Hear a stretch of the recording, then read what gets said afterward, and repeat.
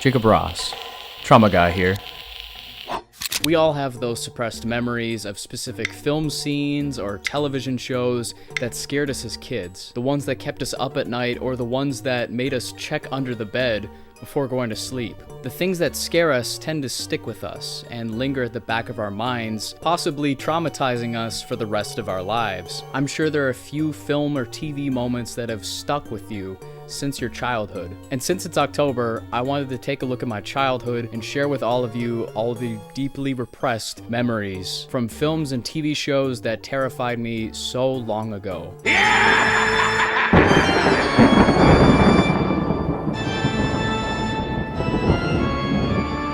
With the first being the least scary to me, and the last being the one that gave me the most nightmares. And before you say, damn, baby Jacob was such a pussy, I was a child, okay? And just you wait. You'll understand very soon. Starting with...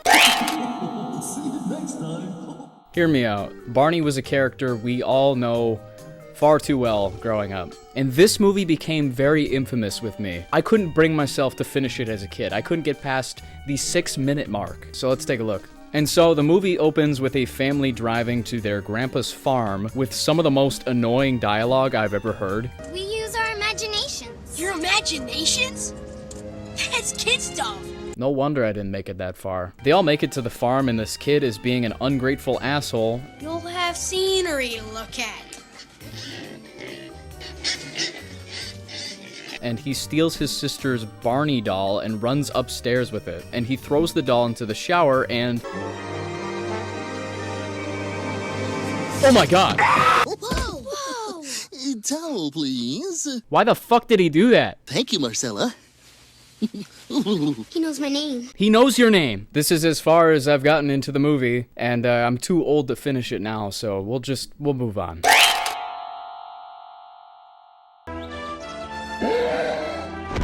Now, Gumby was one of my favorite characters as a kid, still kind of to this day. But in Gumby the Movie, there's a scene that genuinely terrified me. Towards the beginning of the film, Pokey wanders around looking for Gumby, when all of a sudden his two other friends go down a super slide and then they're all fused together.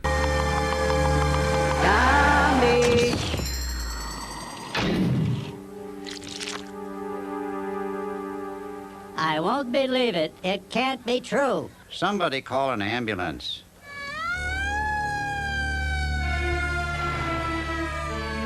They're rushed to the ER and have to get surgery to be separated. And I was already terrified enough from hospitals as a kid, so that didn't help either.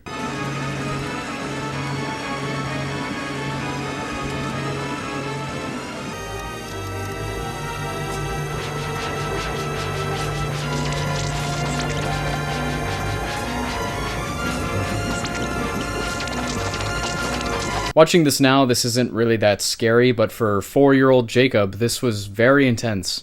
We've got to reverse it. Patch in the DNA synthesizer component immediately. They finally are separated, and the doctor for some reason just lets them go without paying. Now, I don't want you to worry about any hospital bill either. It's all free. Chalk it up to research. Alright. Immediately after that, we get this scene.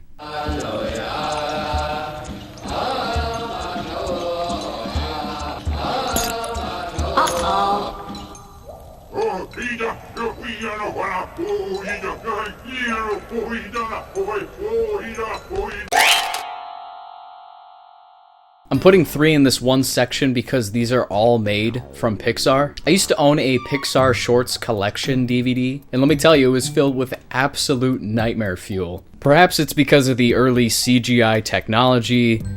Actually, yeah, it is because of the CGI. Starting with Jerry's game, it is basically a game of chess being played by one old man as he goes back and forth playing both sides. And this is probably the one out of the 3 that I enjoy the most today. I think something about the music and the pacing of the story creeped me out a lot as a kid. I don't know, maybe it was because of his laugh.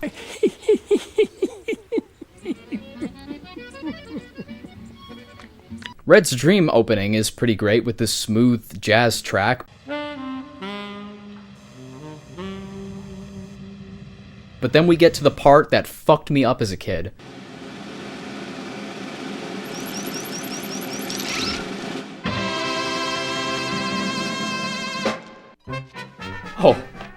Oh, God. Make it stop.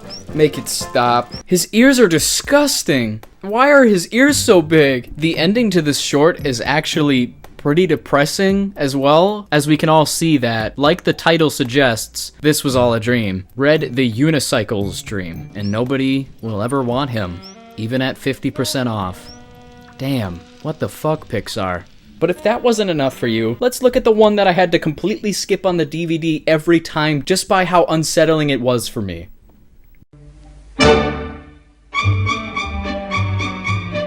I'm not even gonna set this one up. I'm sure you'll understand.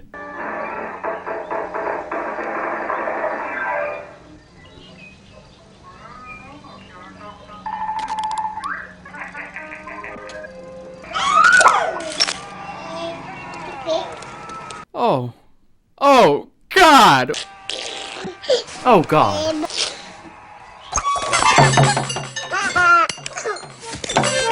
Get away. Get it away! If you change the music, it gives it a whole new perspective.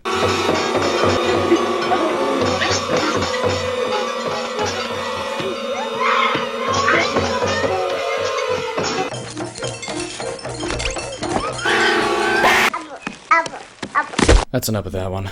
You hanging in there? The Polar Express features many traumatizing moments, especially for a Christmas film. You might be thinking I'm talking about the at times creepy animation, but I'm actually referring to that one scene that comes out of nowhere. Instead of being thrown away, they're collected, refurbished. He calls it re-bicycling, something like that.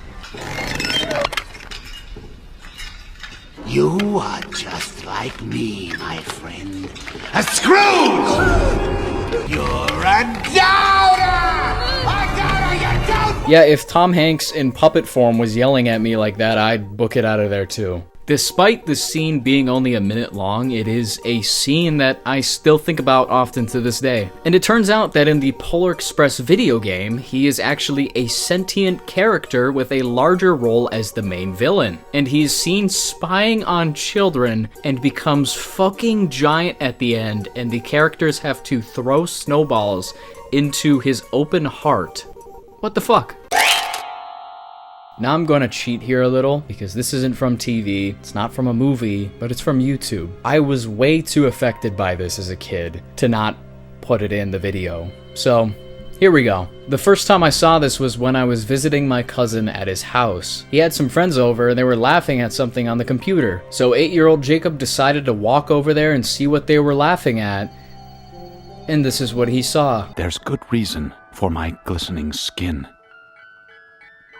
And how I shine, and how my pores are so clean and clear.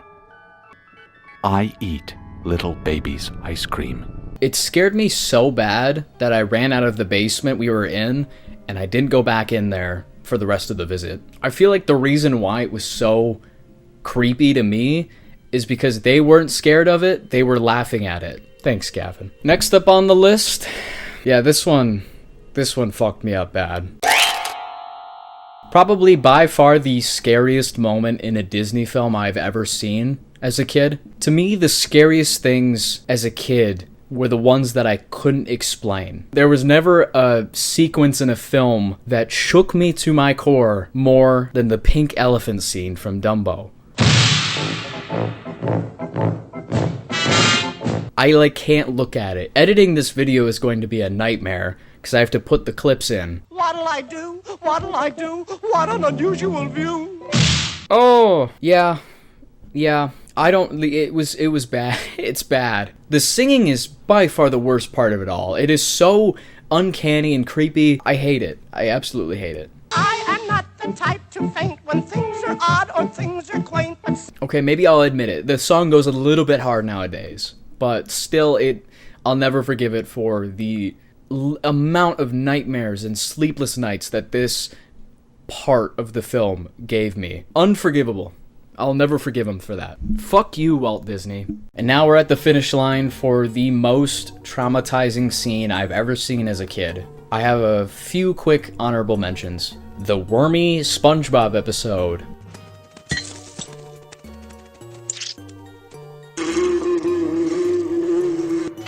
That one shot in particular. Why did they do that? Ooby. Boobies like me. Boobies like you. What was that? Miss Spider's Sunny Patch Friends. Whose ball is this? Alright, here's the scariest fucking thing I've ever seen as a kid.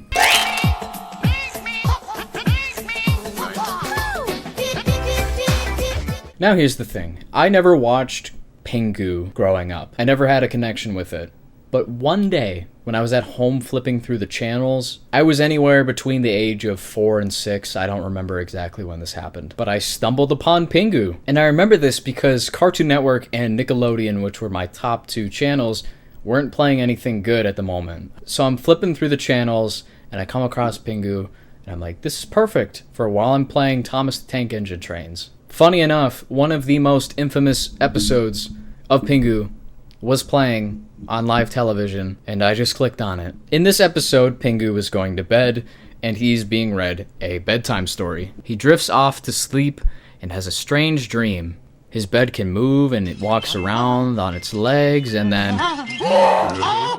Holy shit! Whose idea was this? Who was in charge of this? They do show him off briefly before this absolute jump scare, but I'm pretty sure I was looking at my goddamn Thomas the Tank Engine trains to even notice. Looking up at the perfect time to shit my fucking pants. So I shut off the TV and ran to my room, and I didn't come out. This gave me so many nightmares. How is this allowed? At least I'm not the only one who was absolutely terrified by this thing. I'm putting the nail in the coffin for my childhood trauma caused by these film and TV shows. I feel like there were so many more going into this video, but I truly don't remember a lot of them. I guess they're so suppressed that I'll have to see them again one day just to even remember them. But at least I can thank these terrible and disturbing shows today because they made me a huge fan of horror. When I was a kid and I'd go to Family Video, I was always terrified to walk past the horror section of the store. Something about the DVD covers just sent chills down my spine. So while my mom was at the register checking out our copies of Night at the Museum and Garfield Gets Real, I would stumble over to the horror section and come face to face with all of these covers. Even as a kid, I've been fascinated with the way horror has made me feel, and I will definitely be obsessed with it until the day I die. Thank you all for watching, and let me know in the comments about any traumatizing children's show moments you've seen that linger at the back of your mind still today. Thanks again, and I'll see y'all later. Happy Halloween.